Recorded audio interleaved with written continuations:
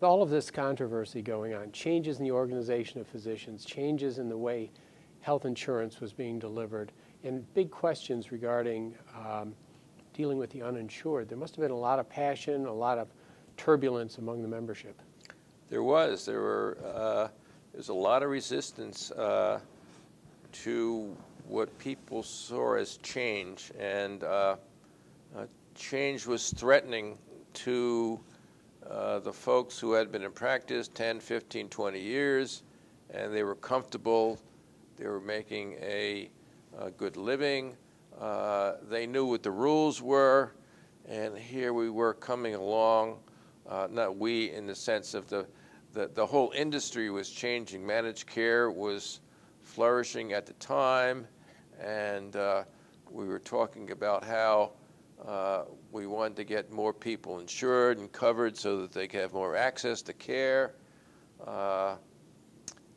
And so that was threatening to people. Change is always threatening. And the medical society, they had always thought was supportive of them as fee-for-service, private practitioners, and they didn't want to hear, there were a lot of people that didn't want to hear too much about change and moving forward and capitation and large groups and systems forming. They were uncomfortable with that, and they remained uncomfortable and are still a significant group of physicians out there who are in my age group and who didn't like all these changes occurring. Yeah. But the younger physicians, as they came along into practice in those days, many of the younger physicians came out and were employees of large systems, either like Partners here in eastern Massachusetts or Leahy in the middle of the state, in the Worcester area, and in the Springfield area, the Bay State, UMass over in the Worcester area became a large employer of physicians, and there were mergers occurring. Memorial out there and University of Massachusetts were talking about getting together, and physicians groups were putting a lot of stress on physicians and what was happening to their conditions as systems they had been working in. A lot of turbulence. Turbulence was, abundant amount of turbulence, yes. And that caused anxiety, and so we had to deal with that. But I had a great, Gunther Spanknebel was my vice president, or president-elect, and Joe Heyman was my vice president, and we had a great group of officers at the time, and we met every Wednesday, and we had staff come in and present issues that were boiling up in their particular areas, whether legislative issues or communication issues or what have you, and we would have open discussions and make sure the staff presented their material and made recommendations to us. And we always had certain rules of behavior, and that we make sure the staff presented their material and gave us recommendations, and then the president spoke last. Always told Joe and Gunther,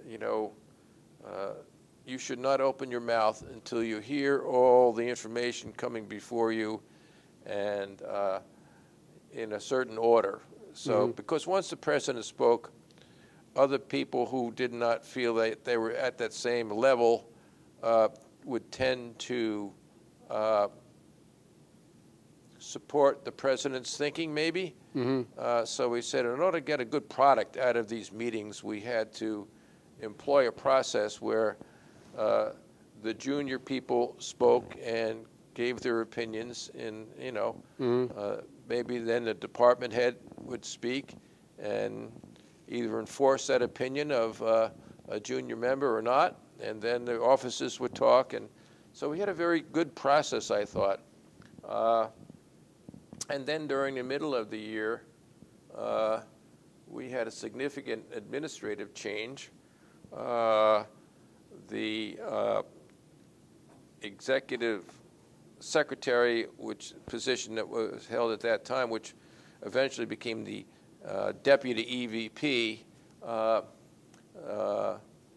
there was a lot of internal issues of communication and trust going on, which sort of bubbled up, and about halfway through the year, we had to deal with changing the deputy EVP. And I think one of the most significant contributions I made to the society was bringing Corrine Broderick in as the deputy EVP. And she went on to eventually, a few years after when Mo Green left, Corrine eventually went on to become the EVP and remained in that position for, I think, 17 years. Right. And I think under her leadership, the society made great strides forward. I think she provided a very solid management style and was able to recruit and retain some really excellent staff members here over the years and provide a lot of the support to the officers as they held their positions. So I think one of the major contributions of my time was promoting Corrine into a position of prominence, and then she took off and helped lead the society to where it is today, which is one of the leading medical societies in the country. Luckily, I have had the chance, first of all, when we were looking at, we figured out we didn't have to have adequate space that we owned, and so the Worcester fella. Dr. Spanknebel? No, before, I'm blanking on a name right now, appointed me to look into the building needs of the society. Okay. And so we began a process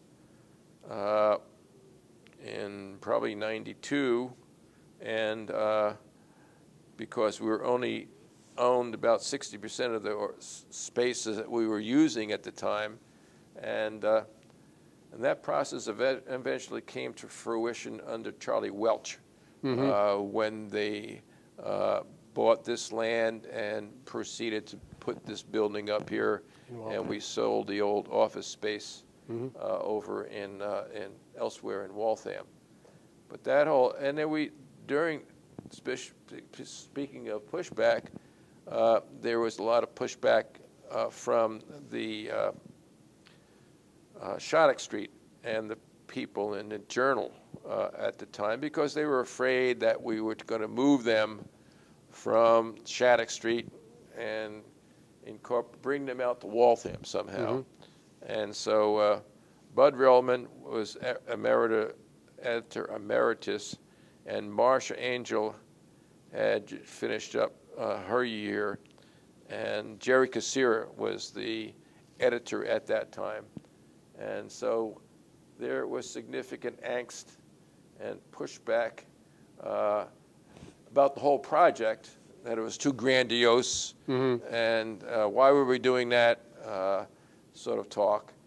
And so, but eventually we got it through, and we, during Charlie Welch's tenure as presidency, it was approved, the project was approved, and the funding was obtained, and we went ahead and built this. A very building busy here. time as an officer of the Medical Society. The Medical Society itself has grown quite a bit. You alluded to that in talking about the new building and everything.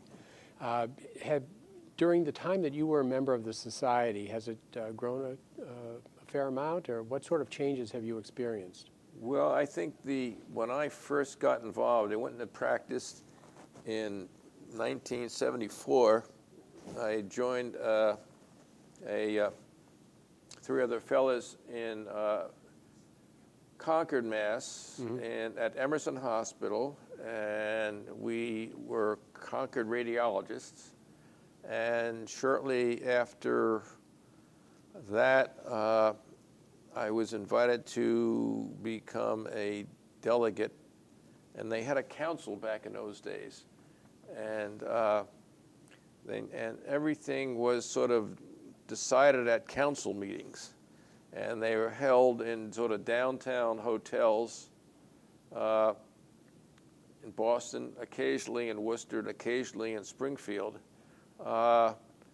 and they could be chaotic at times, and so I think in the mid-'80s, there was an ad hoc committee on governance, and we moved from a council setting to a board of trustees where the whole policy development system was changed into a system very similar to the AMA system, where you have resolutions introduced by the districts and reports issued by the various departments or ad hoc committees of the society, and these would be presented at the interim and annual meetings, and reference committees were set up and the reports and the proposals could be discussed appropriately before reference committees, and then the reference committees would retire and write reports in a matter of 24 hours. And the next day, these issues could be voted on by the delegates. So this whole system was developed. I think Joe Houten was chairman of that governance committee, and I think he did a tremendous job and put the society on a footing that was much, much more democratic and productive of good policy development system. And I think we've gone on to have an excellent policy development system. Also in those years, too, we went out and put special emphasis on medical students and residents, and we brought them along in the State Society, and we brought them along on the AMA, and many of the leaders of American medicine today have come through as students and residents through the Mass Medical Society and hold positions of influence throughout the country